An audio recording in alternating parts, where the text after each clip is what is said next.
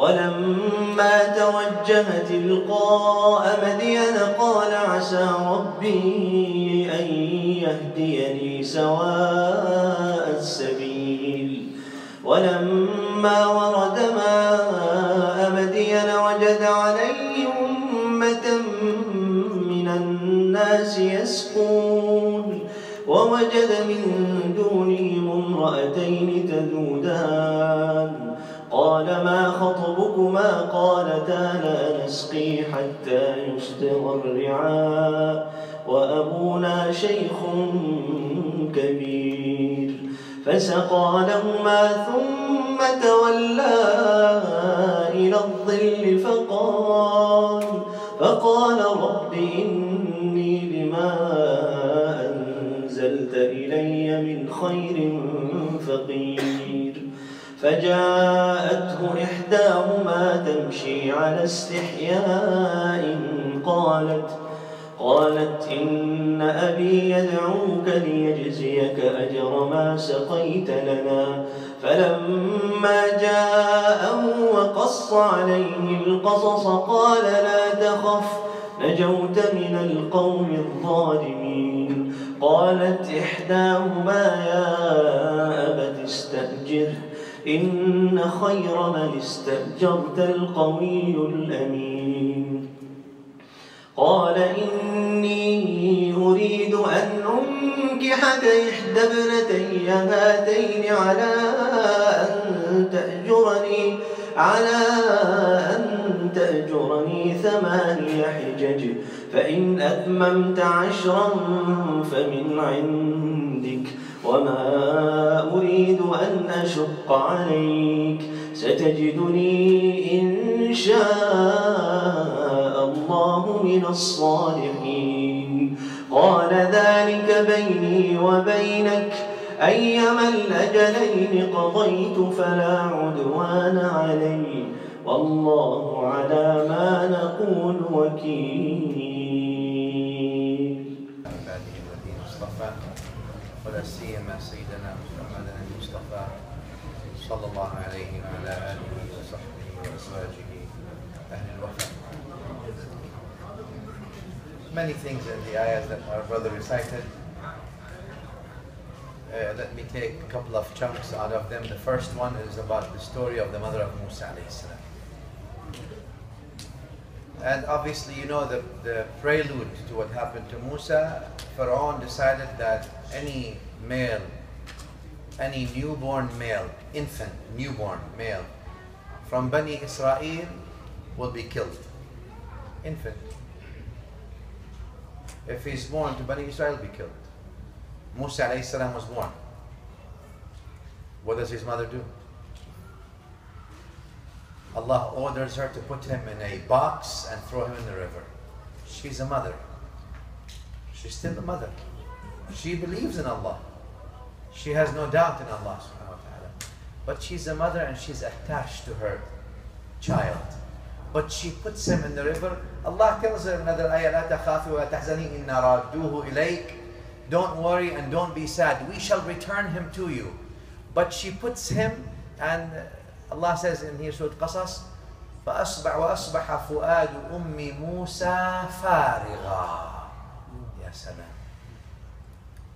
Literally it would mean the heart after she put her son, though Allah said وَأَوْحَيْنَا إِلَىٰ أُمِّ مُوسَى. So you don't say, Allah gave wahi to the mother of Musa.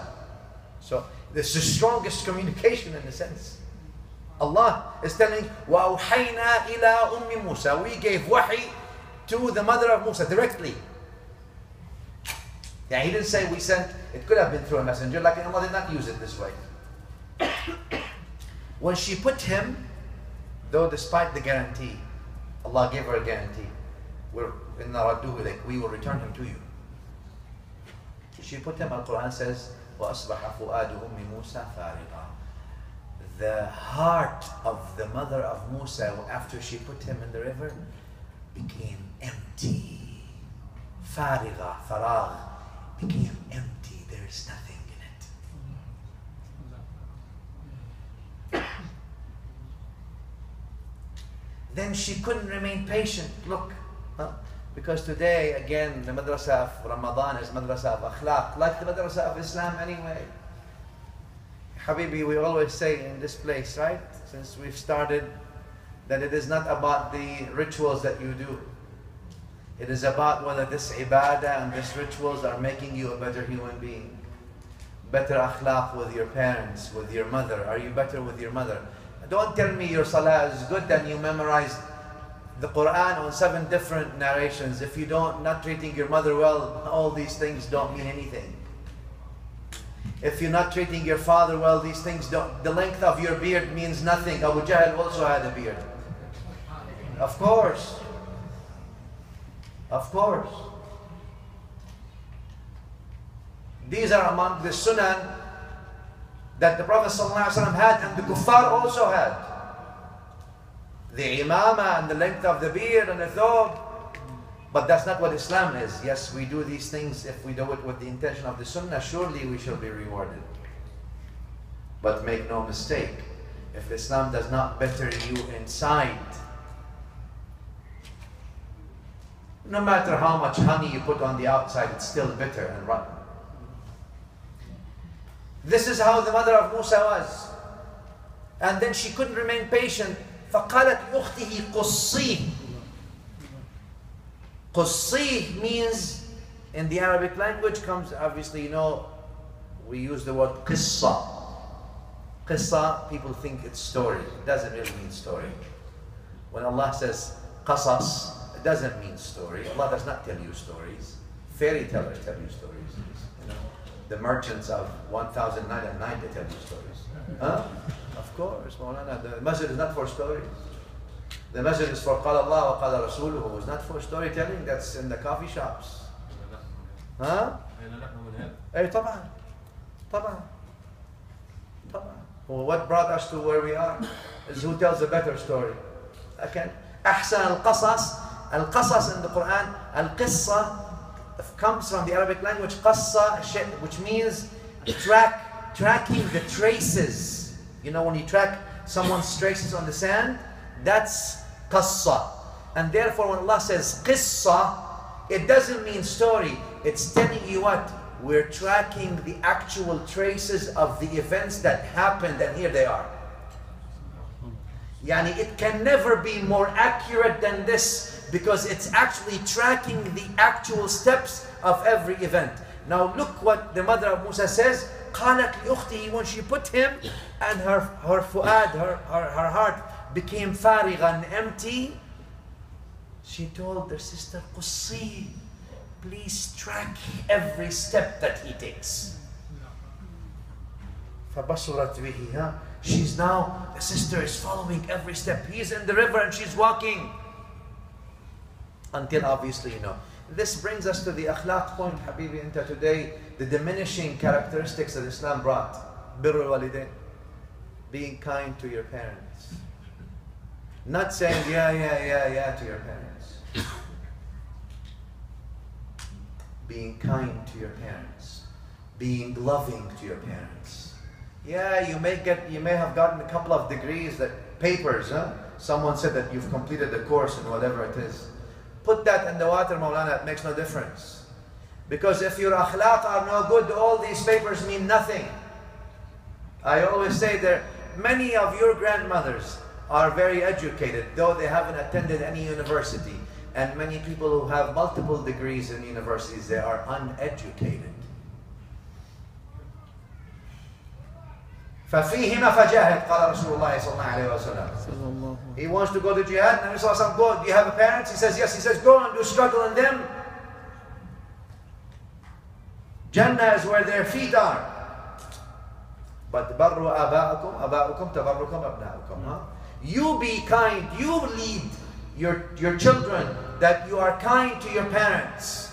So then your children can also do birr to you. You say, well, Sheikh, my parents have died. Yeah, if they have died, do you remember them every day? Do you make dua for them every day loudly also so they can hear?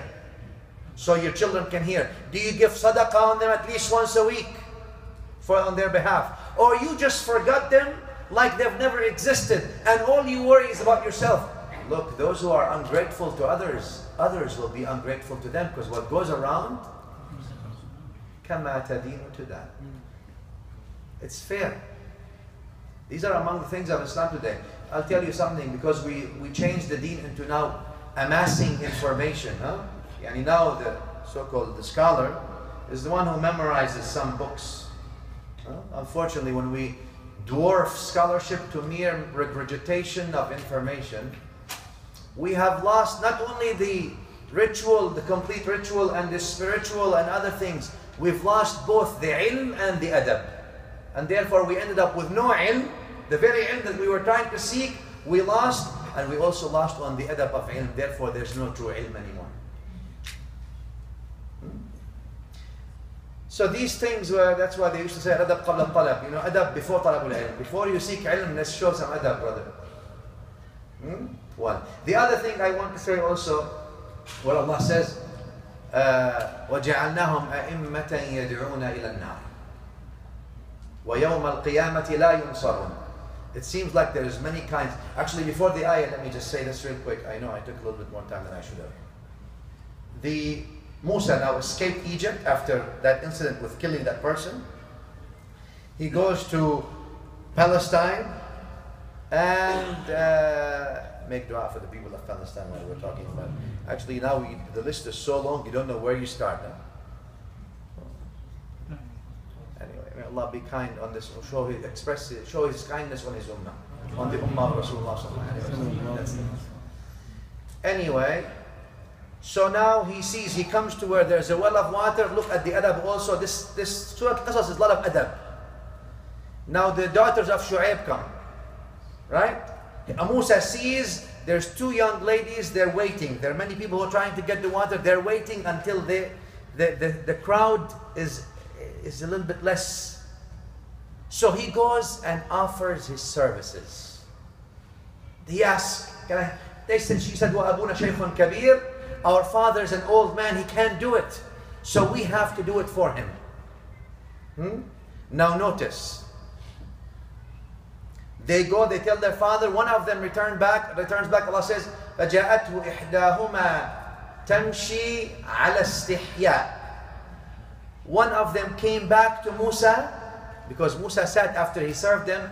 He sat and he said, رَبِّ إِنِّي لِمَا أَنزَلْتَ إِلَيَّ مِنْ خَيْرٍ فَقِيرٍ. What a great dua. Ya Allah. He didn't say what I need this, I need to get married, I need, like we have all our checklists. You only make dua, the time we make dua for Allah is when we have a checklist. I need a new car, I need to pass the exam, I need to get a new house, my boss is treating me bad, please get him, evaporate him out of earth. No, that's what we do. And you think Allah subhanahu wa ta'ala is at your command and you just want to tell him what you want. Like you don't do anything. And that's not you, obviously, some people. فهذا Musa sat, he says, Ya Allah, I am needy to whatever good you send to me. Whatever good you deem you want to send to me, I am needy of it. As soon as he finished this dua, one of them comes. فَجَاءَتْهُ إِحْدَاهُمَا. Look how the Quran depicts the picture. One of them comes, فَجَاءَتْهُ إِحْدَاهُمَا تَمْشِي عَلَى اسْتِحْيَاءٍ. One of them came to him walking على استحياء. Istihya means haya. You know what haya means? What? Dignified shyness. Shyness with the shyness of honor and dignity. She's walking on that shyness. How would you mean you walk with shyness? There's walking without shyness and walking with shyness. Yeah, even the walk is different. Even the walk, Habibi, is different. Or you can actually stop, look, you can stop differently. Allah says, فَجَاءَتْهُ إِحْدَاهُمَا تَمْشِي عَلَى اسْتِحْيَاءٍ قَالَتْ إِنَّ أَبِي. You can say, فَجَاءَتْهُ إِحْدَاهُمَا تَمْشِي. You stop. One of them came walking. عَلَى اسْتِحْيَاءٍ قَالَتْ. She said with shyness. Yani her talk is a talk of dignity with shyness. The way the young people today talk to each other, there is no more haya anymore. That's among the characters also that have evaporated from the community of the deen. There's all the khair in haya, all the beauty. And Nabi sallallahu alayhi wa sallam كان أشد حياء من العذراء في خدرها, as the authentic hadith. He was more shy than a young woman who's still with her parents in that dignified shine. That's the kind of things we also ought to, it's not to be naive, that don't confuse that with naivety. No, no, no. It's the dignity and the honor. And not spilling your guts out for everybody. Okay? Anyway, so he walks behind, he says, let me walk in front of you. He walks in front of them. They walk behind him. So he's not looking at them. Huh? Until they get there, one of them who she sent, what does she tell her father? قالت يا أبت استأجره. Oh father, you're looking for someone to help you on the farm and you're an old man. Why don't you hire this man? إن خير من استأجرت القوي الأمين. The best one that you can hire is the one who's strong and trustworthy. Ameen. Huh? Yani, if he was trustworthy on your honor when you're not present, he's trustworthy on your rizq when you're present. This is an indication from a shy person to say, I would like to marry that person. She doesn't have to say it. But when she's telling him, yeah, oh father, the best one that you can hire to help you is al-Qawi, the one who's strong, and Ameen, he's trustworthy. In other words, that's a good candidate for a son-in-law. Indirectly, because of the shyness, huh? So immediately Shu'aib picked it up. Don't worry, Anbiya, they know what they're talking about. He told Musa, let me, I will marry you right away, right? The next ayah. I will marry you I'm offering you one of my daughters, daughter of mine, for marriage. Guess what the dowry is? You work for me, hard work, 8 full years. This is the dowry. Your mahar? Now people worry about the mahar, I'm paying mahar. 8 full years you work, huh? Hard slavery almost. Not only that, Musa alayhi salam made them 10. He went to 10 years. When you find al-Qawi al-Amin, not only you work 80 years, if you work 80 years is not enough. Because how can you find people like that? Huh? Now today people, Habibi, are principles, not madahir, manadhir, la makhabir. Huh? Not the way they look and the way والمنظر may be good, but لكن المخبر الله المستعان. Huh? And therefore Allah says at the end of the ayah here, وَجَعَلْنَاهُمْ أَئِمَّةً يَدْعُونَ إِلَى النَّارِ. It seems like there's 2 kinds of imams. Imam يدعو, جعلناهم أئمة يدعون بأمرنا. A'imma, they call towards our way, our book, the sunnah of our prophet. Or the other a'imma, وَجَعَلْنَاهُمْ أَئِمَّةً يَدْعُونَ إِلَى النَّارِ. They call to Jahannam wal-iyadu billah. وَيَوْمَ الْقِيَامَةِ لَا يُنصَرُونَ. They may look victorious on earth now, but يَوْمَ الْقِيَامَةِ لَا يُنصَرُونَ. They will never be victorious. They cannot fool people in the day of Qiyamah. Today they may. وَأَتْبَعْنَاهُمْ فِي هَذِهِ الدُّنْيَا لَعْنَةً, Allah says. And we have cursed them in this dunya. وَيَوْمَ الْقِيَامَةِ هُمْ مَقْبُوحِينَ. And they are among the ugly people in the day of Qiyamah. I'll tell you this. Since we talked, let me just finish with this. With this issue, there's a couple of things my father, rahmatullahi ta'ala alayhi, used to say.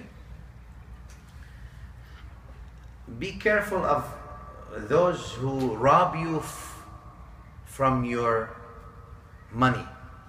You know, you may accompany some people and they sell you the ocean, like they say. They sell you fish in the ocean and they rob you from your money. That's one thing.